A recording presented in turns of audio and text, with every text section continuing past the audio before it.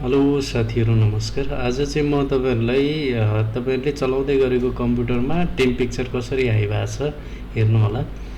र temperature high भयो भनेदेखि चाहिँ कम्प्युटरमा के समस्याहरू आउँछ, ग्राफिक्समा टेम्परेचर हाई हुँदाखेरि चाहिँ कम्प्युटरमा के समस्याहरू आउँछ त्यसबारेमा म तपाईँहरूलाई जानकारी गराउनेछु। अब यहाँनिर हामीले अहिले यो जिपियु स्ट्रेस गरिरहेका छौँ। अब जिपियु स्ट्रेस गर्दाखेरि चाहिँ यसमा अब म्याक्सिमम हाई टेम्परेचर भेट्यो। टेम्परेचर त नर्मल छ, तर पनि त्यहाँनिर हट स्पट त्यो तपाईँले देख्न सक्नुहुन्छ। हट स्पटले चाहिँ एकदमै धेरै समस्या बनाउँछ। कम्प्युटर चलिरहँदाखेरि चाहिँ कम्प्युटरलाई चाहिँ एकदमै धेरै समस्या देखाउँछ। र त्यसैले हामीले तुरुन्तै जिपियु खोल्यौँ र जिपियु खोलिसकेपछि अब स्क्रुहरू थियो, त्यो स्क्रुहरूलाई फुत्त निकाल्यौँ र निकाल्दै गइसकेपछि त्यहाँनिर हामीले देख्यौँ। अब यो निकाल्नलाई त अलिकति कठिनै समस्या छ, तपाईँहरूले पनि अब आफूले नै गर्न सक्नुहुन्छ।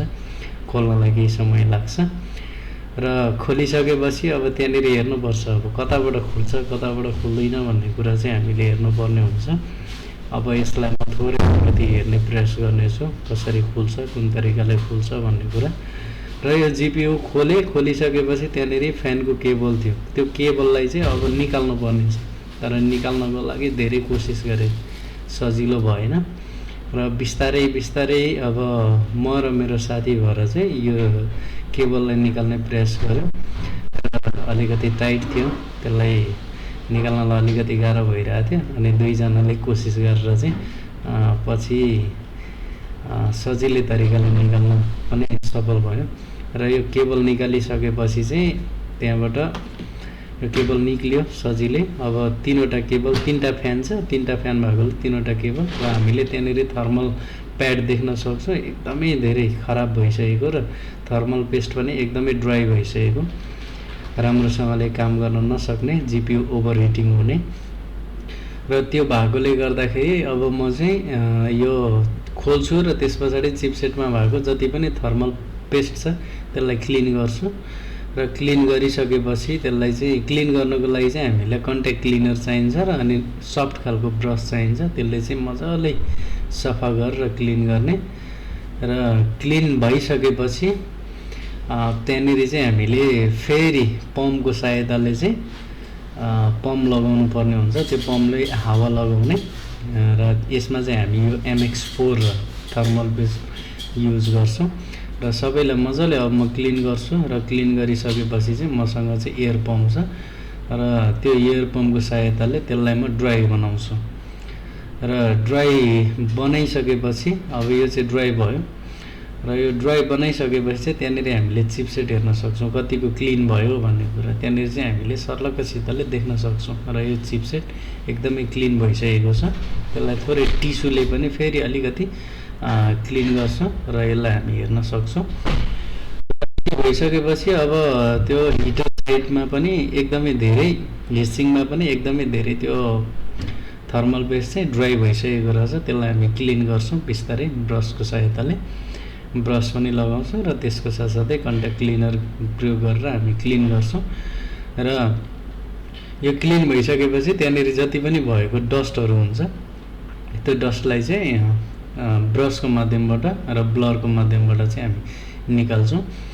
र यो निकालिसकेपछि यसलाई चाहिँ अलिकति सुकाउने र सुकाइसकेपछि त्यहाँनिर जति पनि फोहोरहरू छ त्यो फोहोरहरूलाई चाहिँ बिस्तारै ब्रसको सहायताले सबै सफा गर्नुपर्छ। र यो सफा गर्दै जाँदाखेरि चाहिँ त्यहाँनिर जति पनि छ डस्टहरू सबै निकाल्ने, क्लिन बनाउने। र फ्यानहरूलाई पनि बिस्तारै बिस्तारै, यो फ्यान ब्लेडहरू चाहिँ एकदमै सेन्सिटिभ हुन्छ र यो ब्लेडहरूलाई चाहिँ हामीले बिस्तारै बिस्तारै हामीले क्लिन गर्नुपर्छ। र यसलाई हामीले लङ प्रेस अलिकति दह्रो तरिकाले क्लिन गऱ्यो भने चाहिँ यसमा आवाजहरू आउने समस्याहरू आउँछ, जिपियुमा आवाजहरू आउने समस्या आउँछ। त्यसलाई चाहिँ हामीले ध्यान दिएर क्लिन गर्ने। र क्लिन गरिसकेपछि हामी थर्मल पेस्ट लगाउँछौँ। थर्मल पेस्ट लगाइसकेपछि चाहिँ स्पाचुलाले त्यसलाई चाहिँ ट्याक्क फिट हुने गरी त्यसमा हामीले राख्नुपर्ने हुन्छ। र त्यो बनाउँछौँ। त्यो बनाइसकेपछि थर्मल पेस्ट तपाईँहरूले जस्तो पाए त्यस्तै युज नगर्नु होला। मैले चाहिँ यसमा MX4 अथवा MX6 यो थर्मल पेस्ट युज गरेको छु। र र यो थर्मल पेस्ट युज गरेपछि अब हामी चाहिँ त्यहाँनिर भिरेमहरुमा प्रयोग गर्नको लागि चाहिँ थर्मल पुती, अब तपाईहरुलाई अलिकति वर्ड अप्ठ्यारो लाग्ला तर त्यसको नाम चाहिँ थर्मल पुती अथवा थर्मल प्याड पनि भन्न सकिन्छ। अब यसलाई चाहिँ यो चाहिँ सबैभन्दा एकदमै जीपीयूलाई कुल राख्ने, तपाईले 5 वर्षसम्म एकचोटी लगाइसकेपछि 5 वर्ष 6 वर्षसम्म तपाईले यसलाई बारबार चेन्ज गरिराख्नु पर्दैन। त्यति धेरै समयसम्म टिक्न सक्छ यो, र यसलाई लगाउनको लागि केही समय लाग्छ, हामीले एकैछिनमा चाहिँ हुँदैन। र यसलाई चाहिँ हामीले सबै त्यसमा अब कति साइजको थिक चाहिन्छ त्यो अनुसारले चाहिँ हामीले यसलाई मिलाउँदै त्यहाँनिर राख्दै गर्नुपर्छ, अलिकति टाइम लाग्छ। एउटा जीपीयू क्लिन गर्न र त्यसमा थर्मल पेस्ट, थर्मल पुती सबै कुरा राम्रोसँगले चेन्ज गर्नको लागि हामीले कम्तीमा मिनिमम भनेको 1.5 देखि 2 घण्टा लाग्छ। र त्यतिको समयभित्रमा चाहिँ हामीले एउटा जीपीयूलाई चाहिँ राम्रोसँगले काम गर्न सक्ने एउटा क्षमता बनाउँछौँ। र यो मैले थर्मल पुती स्पाचुलाले लगाउँदैछु, पछि यसलाई चाहिँ यसको साइज अनुसार जुन हिटसिङको साइज अनुसार चाहिँ एट्याच हुने गरी मैले यहाँनिर चाहिँ थिकनेस बनाउँछु। र थिकनेस बनाइसकेपछि अब फेरि त्यहाँनिर हामीले त्यति मात्र नभएर उतातिर रहेको जति पनि अब त्यो भिरेमहरु हुन्छ, भिरेममा चाहिँ जहिले पनि हामीले राम्रोसँग लगाउनु पर्ने हुन्छ। यदि हामीले अघि हामीले देख्यौं त्यो जुन हट स्पट, त्यो हट स्पट चाहिँ के हो भनेदेखि यो भिरेमबाट चाहिँ हुन्छ के। भिरेम यदि ओभरहिटिङ भयो भने चाहिँ हाम्रो कम्प्युटर एकदमै गेमहरु खेल्दा खेल्दै चाहिँ हाम्रो कम्प्युटरहरु ओभरहिटिङ, जीपीयू ओभरहिटिङ हुने र कम्प्युटरमा ब्ल्याक स्क्रिनहरु आउने काम गर्छ। कम्प्युटर ब्ल्याक स्क्रिन हुने र जीपीयू चाहिँ हाईली स्पिडमा फ्यानहरु रनिङ हुने त्यो समस्याहरु आउँछ। त्यो समस्याहरुबाट मुक्त हुनको लागि चाहिँ हामीले यो उपाय अपनाउनु पर्छ। र यदि गरिसकेपछि यो सबै कुरा मजाले गर्दै गइसकेपछि अब हामीले यसको सबै कामहरु बिस्तारै बिस्तारै सक्छौं। अलिकति भिडियो लामो हुन सक्छ, मजाले हेर्नु होला। र यदि तपाईहरुको जीपीयूमा पनि यस्तै खालको समस्याहरु आएको छ भने चाहिँ मलाई सम्झन सक्नुहुन्छ र तपाईहरुलाई के प्रयोग गर्नुपर्छ र कसरी प्रयोग गर्ने, कुन तरिकाले आफ्नो जीपीयूलाई चाहिँ सुरक्षित राख्ने ग्राफिक कार्डलाई भन्ने कुरा चाहिँ म तपाईहरुलाई भन्छु।